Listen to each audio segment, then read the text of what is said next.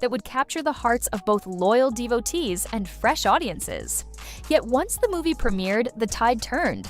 Critical reviews were lukewarm, public opinion plummeted, and ticket sales declined far more rapidly than analysts had predicted. By the end of its opening weekend, insiders were already questioning how, or if, Disney could salvage even a fraction of the success it had once aimed for. As the film struggled at the box office, more questions emerged about its distribution plans. Speculation rose that Disney might expedite the movie's arrival on its streaming platform, cutting short its underperforming theatrical run to stem further losses. Some insiders saw this as the pragmatic option, a chance to bury the negative press under the quick transition. Others felt this approach would only confirm that Disney was conceding defeat, a sign that the film would be remembered solely as a fiasco. Fans of the classic lamented that what had begun as a celebration of nostalgic storytelling had turned into a maelstrom of internal conflicts, corporate miscalculations, and public feuding. Amid these crises, public attention turned to Bob Iger's leadership. The meltdown had cast Disney in a grim light, with loyal fans feeling betrayed and critics gleefully pointing out the company's apparent arrogance in believing it could reinvent a beloved story without repercussions.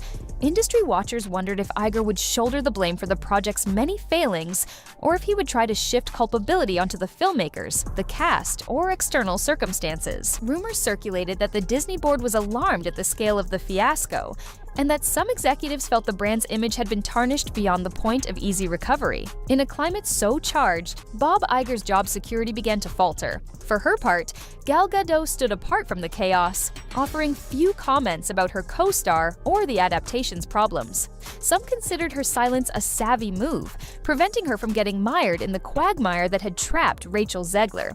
Others speculated she was quietly disappointed in the final product, but saw no benefit in airing her grievances publicly. Fans who had eagerly anticipated seeing these two actors share the spotlight soon focused all their attention on the controversies. What might have been a synergistic marketing highlight, a beloved Disney story reimagined with A-list actresses, had devolved into a cautionary tale. She's now bragging about the success of Snow White, which is a movie that's going to lose hundreds of millions of dollars, and mainly because of her, and because nobody wanted to support her. For Rachel Zegler, the news that the CEO was officially fired added another complicated dimension to her predicament. Some speculated that she felt partially vindicated, believing that the blame should not fall entirely on her shoulders. Others suggested she might worry about what the new leadership's attitude toward her would be. Would they want to rebuild bridges? Or would they decide she had become too toxic a figure to feature in future Disney projects? The rumor mill churned, offering every possible outcome. What was certain was that the firing of Bob Iger underscored just how far-reaching the repercussions of this film's failure had become.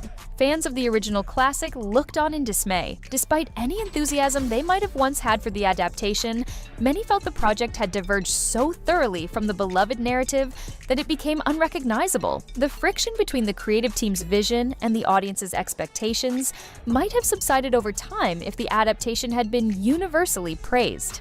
Yeah, we had more dwarfs than we did viewers in most of these theaters. And as you know, there were no dwarfs other than some CGI weird generated version of them.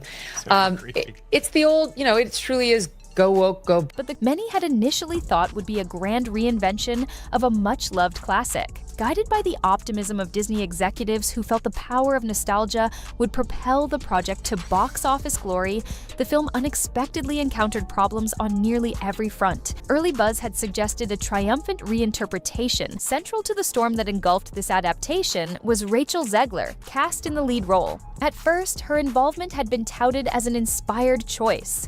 She represented a new generation of talent who, some believed, could reinvigorate a classic tale. As soon as the film hit theaters, though, her public persona became the subject of mounting scrutiny. Critics and general audiences alike observed her frank interview style and combative approach on social media.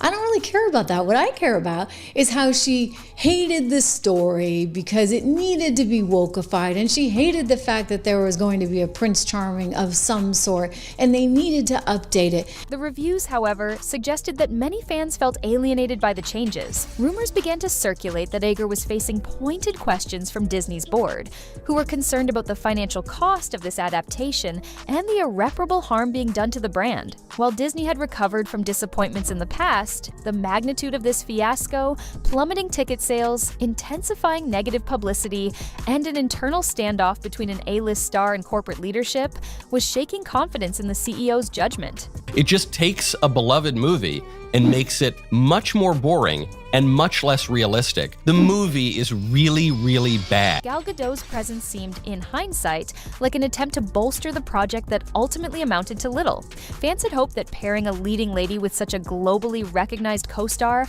would create magnetic on-screen chemistry. Instead, the film's identity became inextricably linked to controversies that overshadowed its performances. Yet, if Gal Gadot tried to address the issues publicly, Well, the primary suffering is being sent in by my company to watch a children's movie as a single man, like 2 p.m. on a Thursday. That was the first part that was a little bit weird, but I was basically the only person in the theater. she did so in only the most measured of ways. Her choice not to jump into the fray contrasted sharply with Rachel Zegler's outspoken style, and industry observers debated which approach was more effective. Some felt that Gadot's silence protected her from tarnishing her reputation, while others believed it also limited any chance she had of supporting the film in a meaningful way.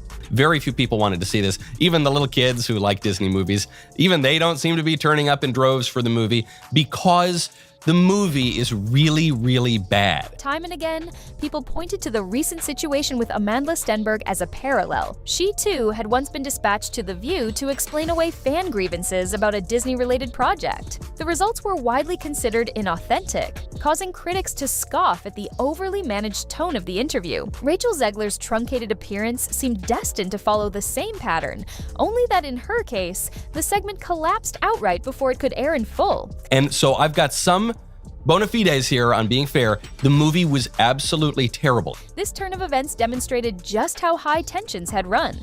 With no guest to interview and a segment abruptly pulled, The View's hosts had to fill an unexpected amount of airtime, while viewers puzzled over what had happened. Speculation about behind-the-scenes chaos circulated in real time on social media, compounding Disney's woes. Rumors soon began swirling that Rachel Zegler might mount a more direct critique of Disney if provoked further. Theaters are, of course, entirely empty. Do you understand that having people buy tickets is an important part of success in your industry? Rachel Zegler, I guess, didn't get the memo. She reportedly believed the studio had failed to defend her against a wave of online vitriol. Disney executives, who had already poured energy into stifling the meltdown on The View, saw her as a wild card who might release a personal statement at any moment, derailing any hope of controlling the narrative. Within the corridors of the studio, the tension grew between those who supported a more open and honest discussion of the film's troubles. Decided to film herself in a theater totally empty, giggling, tee-hee-heeing with total glee.